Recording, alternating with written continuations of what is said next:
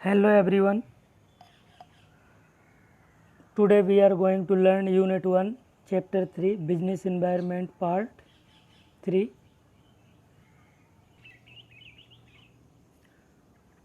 Today our topic is Importance of Business Environment. A study of business environment is very important due to following reason. Friends, topic start करने से पहले हमें ये समझना बहुत ज़रूरी है कि एज ए ह्यूमन बीइंग हमारी लाइफ में हैप्पीनेस आता है, सौरो आते हैं, सुख और दुख आते रहते हैं। इसी तरह बिजनेस की लाइफ में भी अपॉर्चुनिटीज़ एंड थ्रेट शामिल होते हैं। अपॉर्चुनिटीज़ मतलब अवसर, अवसर को हम हैप्पीनेस से लें। थ्रेट मीन्स चैलेंजेस, चुनौतियाँ, इनको हम दुख से लें। तो यदि एक बिज़नेस अपॉर्चुनिटीज़ को अच्छे से समझ जाए तो उससे वो ज़्यादा से ज़्यादा बेनिफिट ले सकता है, और यदि वो थ्रेट को पहले ही भांप ले, थ्रेट या चैलेंजेस को पहले ही अनुमान लगा ले, तो लॉस को कम कर सकता है। तो इसमें हमें बिजनेस इन्वायरमेंट के इम्पोर्टेंस पढ़ने हैं कि आखिर बिजनेस इन्वायरमेंट हमें समझना क्यों ज़रूरी है, ये हमारे लिए इसका क्या इम्पोर्टेंस है, इसका क्या रोल है। तो let us see one by one. First importance is it enable the firm to identify opportunities and getting the first mover advantage. The study of business environment enable us to know about the opportunities available। इससे हमें ये पता चलता है कि हमारे पास कौन कौन सी अपॉर्चुनिटीज़ अवेलेबल हैं। A company which is more conscious about the changes taking place in the business environment is the first mover। ये फर्स्ट मूवर एडवांटेज का मतलब ये होता है बिजनेस को फर्स्ट मूवर एडवांटेज का फ़ायदा मिलता है। जैसे इस समय देख लीजिए, कोरोना बीमारी चल रही है, इसमें जो कंपनी पहले मेडिकल कंपनी दवा को मैन्युफैक्चर कर लेगी या वैक्सीन बना लेगी, उसको फर्स्ट मूवर एडवांटेज मिलेगा। इसमें एक एग्जांपल भी दिया है, Maruti Udyog became the leader in small car market because it was first to recognise the need of small car. Maruti Udyog company पहली कंपनी थी जिसने आइडेंटिफाई कर लिया था, अपॉर्चुनिटीज़ को जान लिया था, और उसने एक छोटी कार बनाई। Second, it help the firm to identify threat and early warning signal. Threat means challenges. Environmental awareness help an organisation to identify threat and act as early warning signal। Timely understanding of environment help to make suitable changes in the organization। यदि हम challenges को पहले से जान लेते हैं तो हम अपने ऑर्गेनाइजेशन में सूटेबल चेंजेस कर सकते हैं। जैसे इस कोरोना महामारी में सबसे ज़्यादा ज़रूरत हमें सैनिटाइज़र की थी, पीपीटी किट की थी, पीपीई किट की थी। तो जिन कंपनी ने इसको पहले से जान लिया, उनने पहले से ये सैनिटाइज़र वगैरह बनाना स्टार्ट कर दिया। Next, it help in tapping useful resources. The analysis of business environment help in determining requirement of the business. As a result business is able to arrange useful resources at right time from the environment at economical price. Tapping useful resources का मतलब यहाँ पे land, capital, infrastructure etcetera. यदि कोई company पहले से ही ये जान जाए कि यहाँ पे कुछ रेलवे ट्रैक गुजरने वाली है, यहाँ पे रेलवे स्टेशन बनने वाला है, तो वहाँ के वो लैंड कैप्चर कर लेगी और होटल वगैरह को मैन्युफैक्चर कर लेगी। वो जब लैंड कैप्चर करेगी, वहाँ पे लैंड एक्वायर करेगी, तो उस कंपनी को वहाँ पे वो जो लैंड है वो लो प्राइस में मिल जाएगी। Next, it help in कॉपिंग with rapid changes. A systematic and continuous monitoring of business environment keeps the management updated. It enables the business to cope up with the changes in the environment. Example देखिए, the management of Google is continuously busy in adding new feature in its search engine to remain ahead of changes made by other competing search engine. देखिए बहुत सारे search engine हैं, लेकिन उसमें से हम सिर्फ गूगल को यूज़ करते हैं। क्यों? गूगल डेली कुछ ना कुछ न्यू चेंजेस लाता रहता है अपने सर्च इंजन में, न्यू फीचर्स के साथ आता है। इसी तरह व्हाट्सएप में रेगुलरली न्यू फीचर आते रहते हैं, फेसबुक में न्यू फीचर्स आते रहते हैं। Next point is it help in assisting in planning and policy formulation. You know, level of management, जो टॉप लेवल ऑफ मैनेजमेंट है उनका वर्क है ये assisting in planning and policy formulation. Environmental factor help in making plan and formulating policy for future. Scanning, understanding and analysis of business environment provide the base for planning and policy formulation.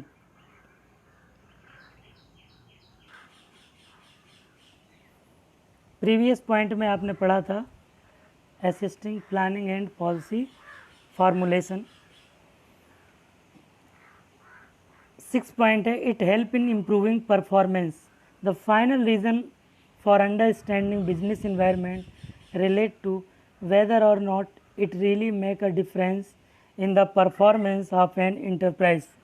The answer is that it does appear to make a difference. Many studies reveal that the future of an enterprise is closely bound up with what is happening in the environment.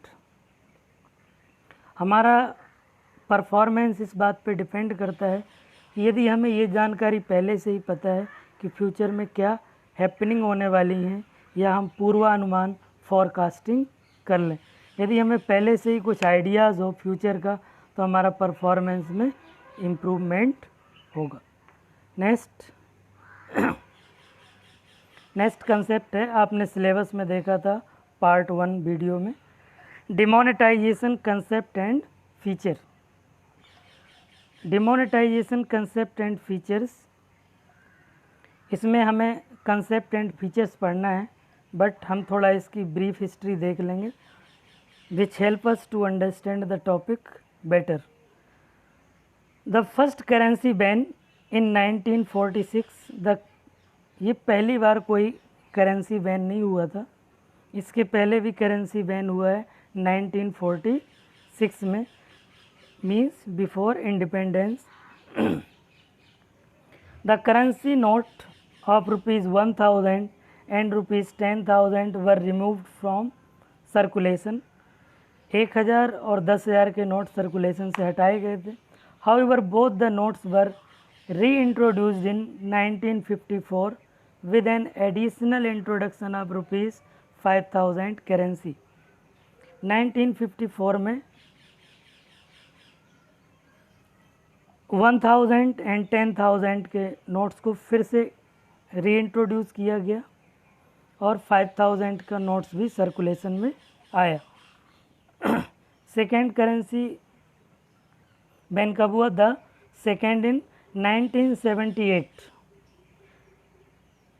The then prime minister of India Morarji Desai announce the currency ban taking ₹1000, ₹5000 and ₹10,000 out of circulation. जितने भी बड़े note थे उनको circulation से बाहर किया। The sole aim of the ban was to curb black money generation in the country.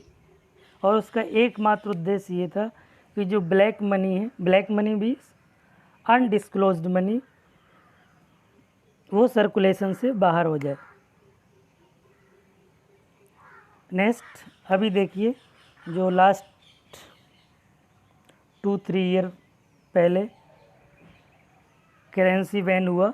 Recently prime minister Narendra Modi on November 8, 2016 announced that the currency in the denomination of ₹500 and ₹1000 will be invalid post night।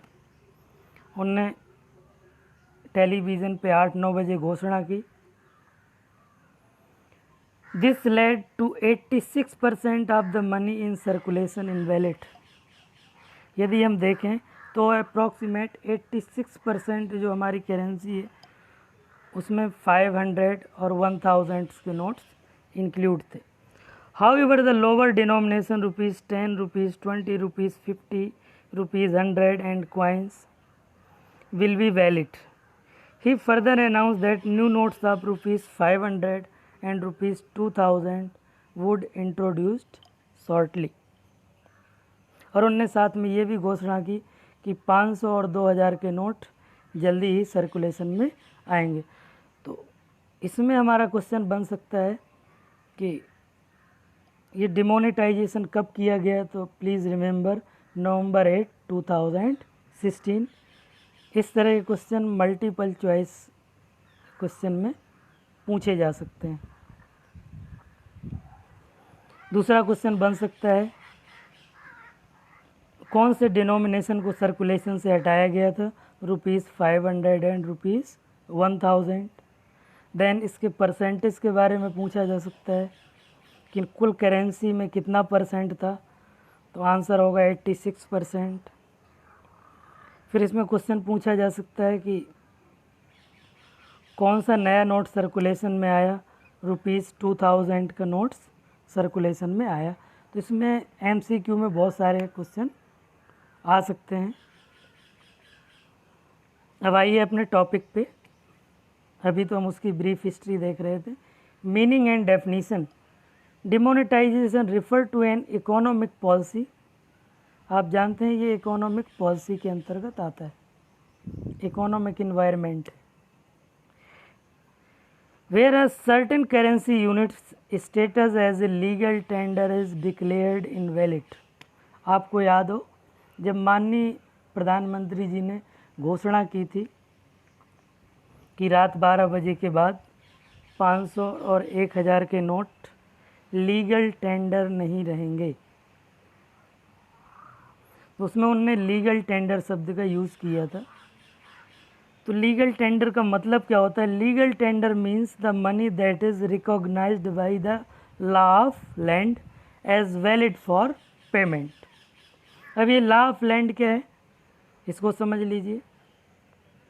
जैसे हमारे यहाँ का law of land India का constitution है, और यहाँ पे जो हमारी करेंसी है उसको हम रुपीस बोलते हैं। बांग्लादेश में इसी को, वहाँ की करेंसी को टका बोलते हैं। USA में इसको डॉलर बोलते हैं। तो ये वहाँ के लॉ ऑफ लैंड द्वारा रिकॉग्नाइज्ड है। हमारे यहाँ रुपीस को रिकॉग्निशन दी गई। In other word, demonetisation is the act of stripping. Stripping means remove the currency units of its status as legal tender. तो इस डेफिनेशन को आप अच्छे से याद कर लीजिए, 1 मार्क्स में पूछा जा सकता है। Demonetisation is the act of stripping means removing the currency units of its status as legal tender। Next, objective of demonetization। जब 500 एंड 1000 के नोट को बैन किया गया था, तब गवर्नमेंट ने अपने कुछ ऑब्जेक्टिव बताए थे कि इसके पीछे हमारे ऑब्जेक्टिव क्या हैं। हालांकि इसमें हमारे सिलेबस को डायरेक्टली इंक्लूड नहीं किया गया है, but we should understand the objective of demonetization, it is equally important as feature. To flush out black money, undisclosed money, जो ब्लैक मनी है मीन्स अनडिस्क्लोज्ड मनी है, उसको बाहर करना, फ्लश आउट करना। इसमें देखिए आप उस समय 9th-10th में रहे होंगे, उस समय बहुत सारे नोट्स नदी में बहा दिए गए थे, वो ब्लैक मनी ही थी। सेकेंड, टू कर्व और चेक फेक काउंटरफिट करेंसी। आप देखिए लगातार हमारे देश में जो एक फेक करेंसी का चलन आ गया था, कई जगह छापेमारी द्वारा मशीनें पकड़ी जा रही थी जो कि नोट छापती थी, तो उनको भी रोकना था इसका उद्देश्य। Third, to stop terror funding. Government ने एक सबसे बड़ा ऑब्जेक्टिव बताया था कि हमने जो टेररिस्ट हैं उसकी कमर तोड़ दी है, टू स्टॉप टेरर फंडिंग। इसमें जो टेररिस्ट थे उनको फंडिंग होती थी और वो नोट बैन हो जाने से कुछ हद तक इसमें टेररिस्ट में लगाम लगाया गया था।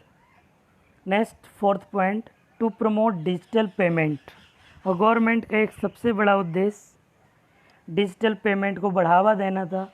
उसी समय आपने देखा था गवर्नमेंट ने भीम पे ऐप लॉन्च किया था। बहुत ये गवर्नमेंट की तरफ से एफर्ट था, लेकिन जो डिजिटल पेमेंट था वो इंक्रीज़ हुआ था। रुपए द्वारा, गूगल पे द्वारा बहुत सारे ऐप मार्केट में आए थे। Last but lost need, to increase tax compliance. Government ने एक ऑब्जेक्टिव ये भी बताया था कि इससे जो कर चोरी होती है, टैक्स इवेजन बोलते हैं उसको, कर अपवंचन, उसको बचा जा सके और गवर्नमेंट की इनकम इंक्रीज़ हो। तो ये ऑब्जेक्टिव हमारे लिए काफ़ी इम्पोर्टेंट थे। Next, feature of demonetisation. इसकी कैरेक्टरिस्टिक क्या है? It is viewed as tax administrative measure. इसको गवर्नमेंट ने एक टैक्स एडमिनिस्ट्रेटिव मेजर के रूप में लिया। It has indicated that tax evasion will no longer be tolerated. ये गवर्नमेंट का संकेत था कि जो टैक्स इवेजन है, मतलब कर चोरी या कर अपवंचन, will no longer be tolerated. इस वर्ड को हमें और भी क्लियरली समझ लेना चाहिए। इसके सिमिलर वर्ड है tax planning, tax avoidance, tax evasion. Tax planning का मतलब होता है कि जो हमें टैक्स पे करना है उसको एफिशिएंटली मैनेज करें, एफिशिएंटली प्लान करें। टैक्स अवॉइडेंस का मतलब होता है लीगल तरीके से टैक्स से बचना।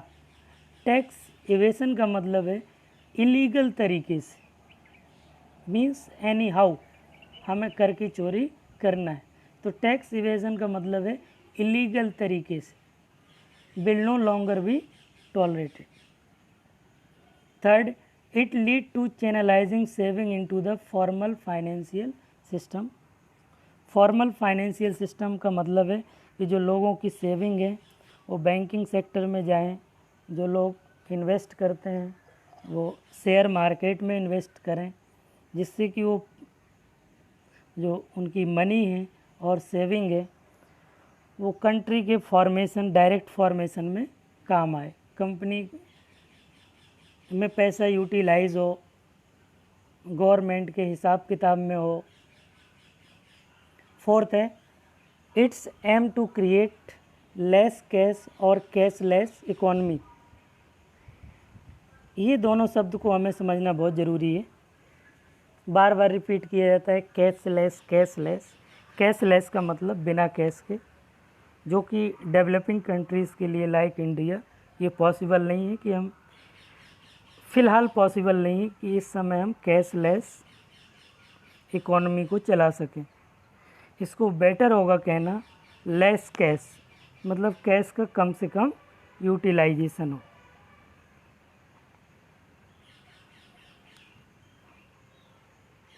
अब आइए हम देखते हैं कुछ objective type questions. Demonetisation had direct impact on. अब देखिए डिमोनेटाइजेशन का मतलब किससे है। डिमोनेटाइजेशन हमने आपको बताया था जब डायमेंशन ऑफ बिजनेस इन्वायरमेंट पढ़ाए थे, 5 डायमेंशंस पढ़ाए थे आपको, social, economic, technical, political and legal. तो हमें आइडेंटिफाई करना है कि डिमोनेटाइजेशन का डायरेक्ट इम्पैक्ट किस पे पड़ा। तो इसमें हमारे पास ऑप्शन है social environment, political environment, economic environment, none of these. तो ये last D none of these तो है नहीं, ये है इकोनॉमिक इन्वायरमेंट। आपको बताया था जब इकोनॉमिक इन्वायरमेंट पढ़ा था कि जिसका भी इफ़ेक्ट हमारे पॉकेट पे पड़ता है, हमारी इकोनॉमी पे पड़ता है, उसको हम इकोनॉमिक इन्वायरमेंट में ट्रीट करते हैं। हालांकि आपने जब इसकी फीचर पढ़ी थी तो इंटर रिलेटेडनेस पढ़ा था, ये बहुत डिफ़िकल्ट है, ये सारे क्लोजली इंटर रिलेटेड है, तो ये आइडेंटिफाई करना मुश्किल होता है। बट क्वेश्चन में लिखा है, आप देखिए demonetisation had direct impact, direct impact लिखा है, तो डायरेक्ट इम्पैक्ट किस पे पड़ता है, इकोनॉमिक इन्वायरमेंट में। Let us see question number 2। Which of the following best indicate the importance of business environment. इसमें हमें पढ़ना है कि business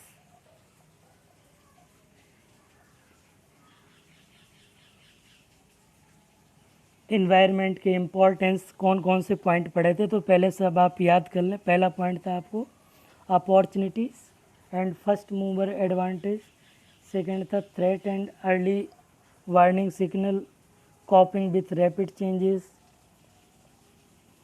improvement in performance et cetera.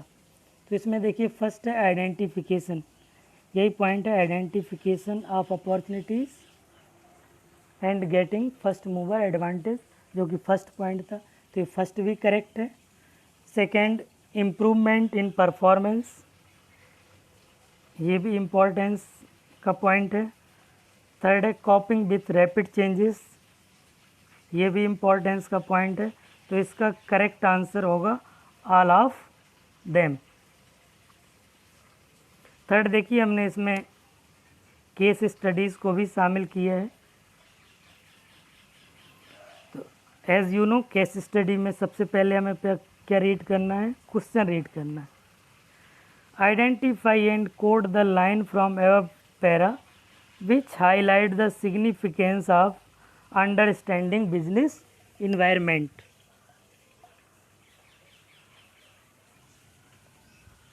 तो आइए केस स्टडी पढ़ते हैं। Mister Ajay after completing MBA from USA comes to India to start a new business under the banner Ecom Creation Limited। Ajay जिसने USA में MBA कंप्लीट किया है, वो इंडिया आया और उसने एक बिजनेस स्टार्ट किया, Ecom Creation Limited। He launches a new product in e-learning for senior secondary school student in commerce stream, which already has an establishment market in UK and USA but not in India. His business start flourishing in India. Now more Indian company entered into the market with other subject also। तो इसमें आपको जब case study पढ़ना है तो हमें पता है कि इम्पोर्टेंस आइडेंटिफाई करना है, तो उसको जहाँ भी इम्पोर्टेंस लगे उसको अंडरलाइन कर लेना है। आइए आंसर चेक करते हैं। फर्स्ट है it help in assisting in planning and policy formulation. तो इसमें देखिए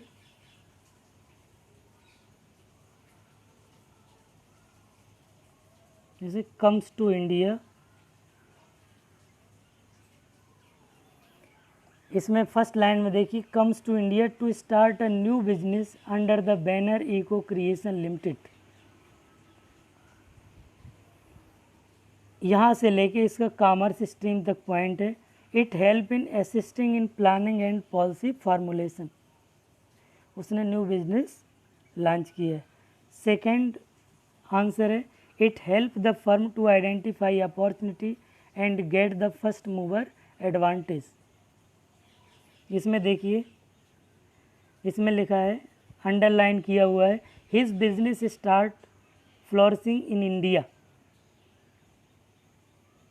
थर्ड पॉइंट है it help in improving performance. इसके लिए लाइन अंडरलाइन की गई है। Now more Indian companies entered into the market with other subject also. इस तरह से आपको केस स्टडीज़ आइडेंटिफाई करना है। हमें केस स्टडी आइडेंटिफाई करना है। इसको एक बार मैं फिर बता दूं, how to attempt case study. Case studies में सबसे पहले आपको क्वेश्चन रीड करना है। सेकंड, केस स्टडी जब आपको रीड करना है तो साथ में आपकी अंडरस्टैंडिंग भी होती जाए, सिर्फ पढ़ना नहीं। हम कोई लिटरेचर स्टूडेंट नहीं, हमें रीडिंग करना है, हमें उसको समझना है, जिससे बार बार किसी हम नतीजे पे नहीं पहुँचें, जंप ना करें। हम उसको आराम से पढ़ें, एक बार में समझ में नहीं आता दूसरी बार पढ़ें, और उसको जो भी आपको रिलेवेंट आंसर लगता है उसको अंडरलाइन भी करें, जैसे कि इस केस स्टडी में अंडरलाइन करके दिखाया गया है। Thank you so much for watching this video.